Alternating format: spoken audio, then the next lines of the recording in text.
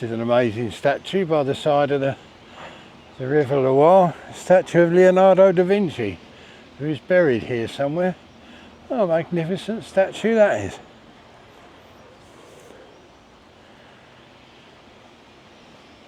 Huge.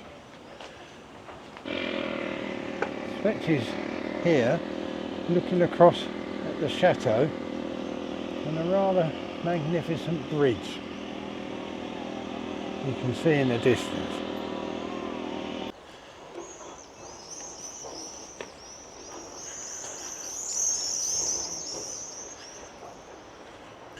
Once you walk this far, they expect you to pay.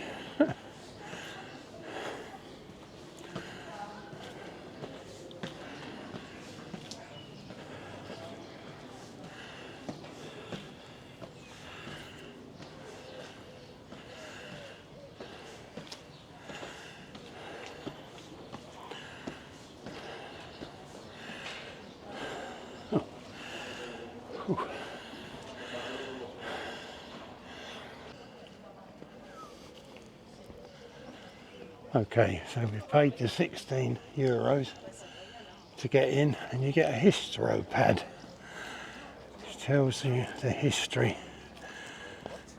of the castle, or chateau should I say. Quite a phenomenal building, that's for sure. Over here we seem to have a rather magnificent church. Rather magnificent stained glass windows.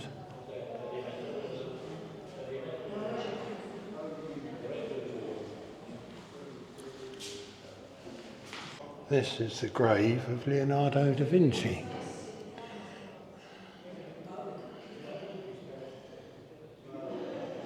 So we found the statue, now we've found the great man himself.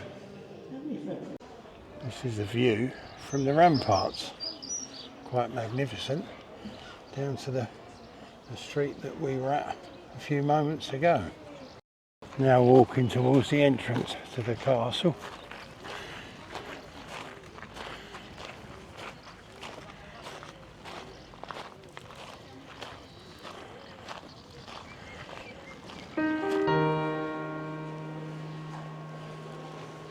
Inside the entrance hall.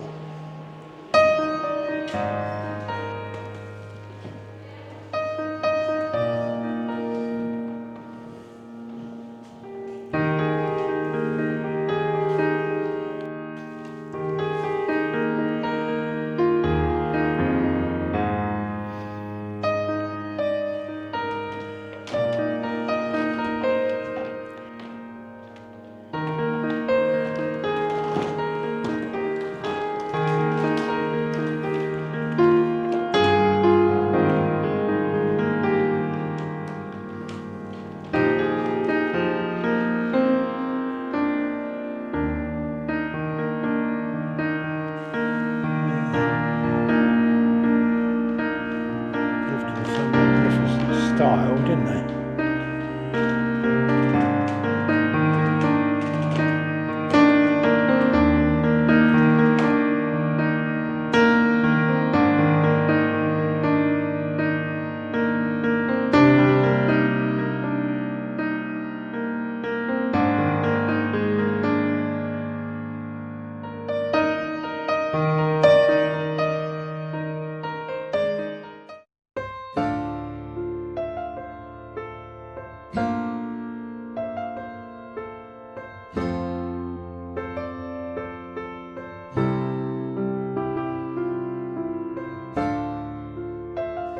The entrance to the petrified cave, or grot.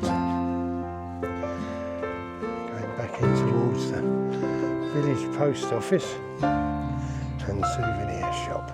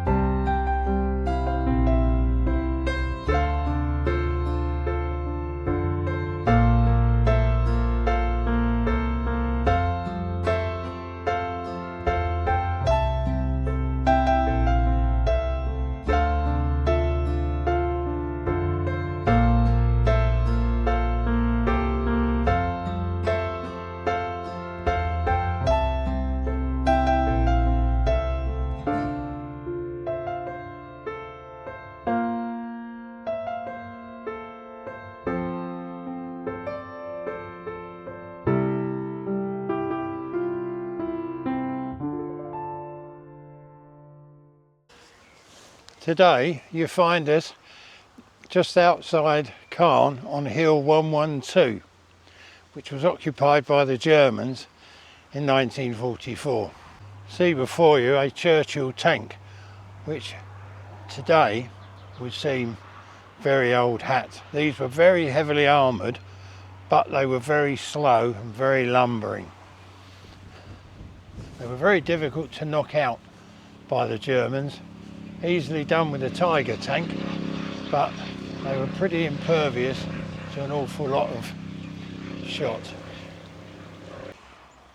Difficult to see on the video and on this very bright day today, but the view from this particular spot is phenomenal, absolutely phenomenal. Somebody here well dug in with a pair of powerful binoculars could see for miles and could see anybody moving towards them.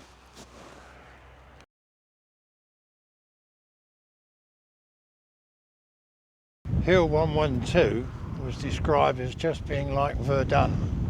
Between the valleys of the river Odon and the Orne, Hill 112 southwest of Caen, a vantage point overlooking gently undulating ground.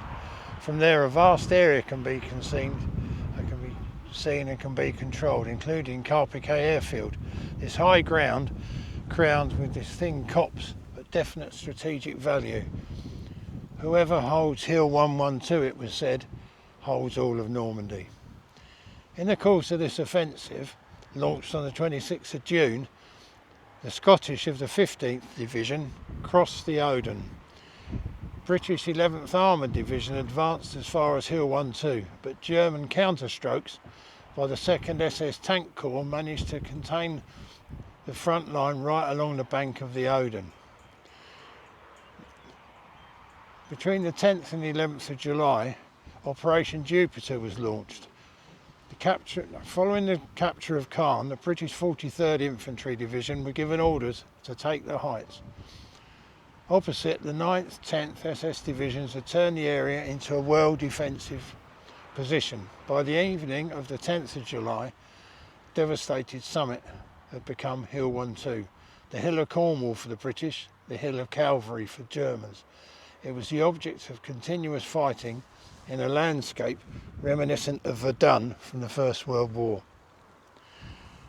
Such was the price paid by the Allies of 7,000 men in the course of this terrible war of position in order to capture a section of slightly higher ground in the plain of Caen. Hill 112 didn't finally fall into British hands until the 12th of August, when the general withdrawal of the German troops took place.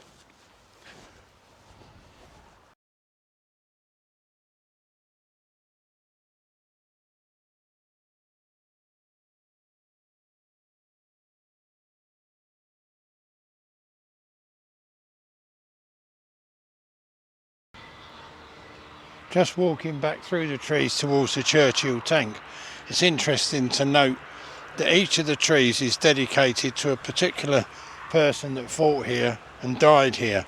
Just looking at one, for example, Private Henry Charles MacDonald, who was of the 7th Battalion, the Hampshire Regiment. He was killed on the 12th of July 1944, killed in action at this particular spot. He was aged 19. Then as we move on, we have Kenneth Francis Barker, who was in there. Difficult to see what it says on the plate. He died here as well. William Moore, 11th Armoured Division, fought in the battle for the hill. Died on the 29th of June 1944. John Jack Foster Military Medal, a veteran of this particular hill. He was with the Duke of Cornwall's Light Infantry, 43rd Wessex Division. And so the list goes on. Brigadier Mackintosh Walker, DSOMC and 2 bars. Now he was a hero. He was killed at Baron-sur-Odon on the 16th of July 1944. He commanded the 227th Highland Brigade. Major Owen Stephen Macefield, MBE, Military CBE, another veteran, Royal Army Service Corps. And the list goes on. And the information boards telling you about Operation Epsom, Operation Martlet, Operation Jupiter, and Operation Green Line. Very well laid out site. And in the distance we have Connie and the view behind.